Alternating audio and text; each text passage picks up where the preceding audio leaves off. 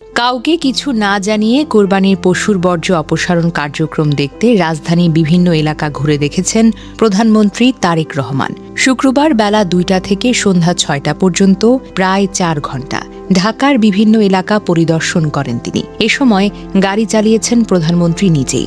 অনেকেই বলেছেন তারেক রহমানের যথেষ্ট আন্তরিকতা আছে। উনি প্রধানমন্ত্রী হয়েও ৪ ঘণ্টা ঘুরে ২ কর্মকর্তাকে সাসপেন্ড করলেন। অথচ যাদের দায়িত্ব ছিল এসব মনিটর করা, তারা ৪ ঘণ্টা আজ এসব মনিটর করেছে কিনা সন্দেহ আছে। অথচ বেচারা প্রধানমন্ত্রী ঈদের পরের দিন বউ বাচ্চাদের সময় না দিয়ে রাস্তায় রাস্তায় ঘুরছেন। তবে প্রথমে কেউ বুঝতেই পারেননি প্রধানমন্ত্রী কোথায় যাচ্ছেন। প্রতিমন্ত্রী মীর শাহে আলম জানান, তাকে শুধু প্রধানমন্ত্রীর বাসভবনের সামনে যেতে বলা হয়েছিল। সেখানে গিয়ে নিজের গাড়ি রেখে প্রধানমন্ত্রীর গাড়িতে উঠতে হয়। এরপর শুরু হয় আকস্মিক নগর পরিদর্শন। রাজধানীর Hatirpul, Elephant Road, Green Road, Farm Gate, Karwan Bazar ঘুরে দেখা যায় অনেক জায়গায় কোরবানির পশুর বর্জ্যের পাশাপাশি আগের জমে থাকা ময়লাও রাস্তায় পড়ে আছে।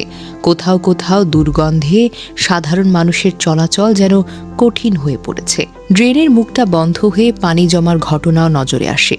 এসব দৃশ্য দেখে অসন্তোষ প্রকাশ করলেন প্রধানমন্ত্রী।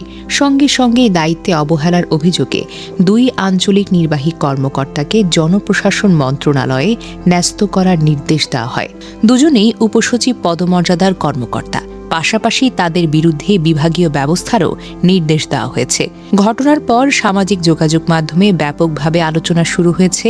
অনেকে বলেছেন, দায়িত্বশীল কর্মকর্তাদের কাজ হলো মনিটর করার কথা, কিন্তু মনিটর করার কথা থাকলেও বাস্তবে তা ঠিকভাবে হয়নি। অথচ প্রধানমন্ত্রী নিজেই ঈদের পরের দিন কয়েক ঘণ্টা রাস্তায় নেমে পরিস্থিতিকে পর্যবেক্ষণ করেছেন। কেউ কেউ এটিকে প্রশাসনিক জবাবদিহিতার বার্তা হিসেবেও দেখছেন। স্থানীয় সরকার বিভাগের সূত্র জানায়, ঈদের আগেই ২ সিটি কর্পোরেশনকে দ্রুত বর্জ্য অপসারণের নির্দেশনা দেওয়া হয়েছিল।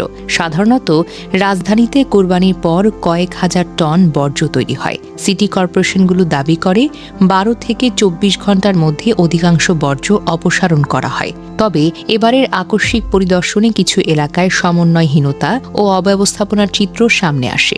রাজনৈতিক বিশ্লেষকদের মতে এই পরিদর্শন শুধু বর্জ্য ব্যবস্থাপনা দেখা নয়, বরং মাঠ পর্যায়ের প্রশাসন কতটা কার্যকরভাবে কাজ করছে সেটাও যাচাই করার একটি বার্তা। কারণ সাধারণত এমন পরিদর্শন আগে থেকে জানানো হলে বাস্তব পরিস্থিতি পুরোপুরিভাবে ধরা পড়ে না। কিন্তু হঠাৎ পরিদর্শনে নগর ব্যবস্থাপনার প্রকৃত চিত্রই তো সামনে আসে। এদিকে সামাজিক যোগাযোগ মাধ্যমে আরেকটি বিষয় নিয়েও ব্যাপক আলোচনা এসেছে। অনেকে বলেছেন, প্রধানমন্ত্রীকে নিয়ে রাজনৈতিক সমালোচনা থাকতেই পারে, মতভেদও থাকতে পারে, কিন্তু মাঠে নেমে কাজ করার মানসিকতা অস্বীকার করার কোনো সুযোগ নেই। বাস্তবতা হলো, ঈদের ছুটির দিনে সবাই যখন আপনজনদের নিয়ে ব্যস্ত, তখন দেশের একজন প্রধানমন্ত্রী রাজধানীর রাস্তায় দাঁড়িয়ে দেখছেন কোথায় ময়লা পড়ে আছে, কোথায় দায়িত্বে গাফিলতি হচ্ছে এবং কোথায় সাধারণ মানুষ কষ্ট পাচ্ছেন। আর সেই কারণে অনেকে এটিকে শুধুই প্রশাসনিক অভিযান নয়, বরং দায়িত্ববোধের এক ব্যতিক্রমী উদাহরণ হিসেবেও দেখছেন।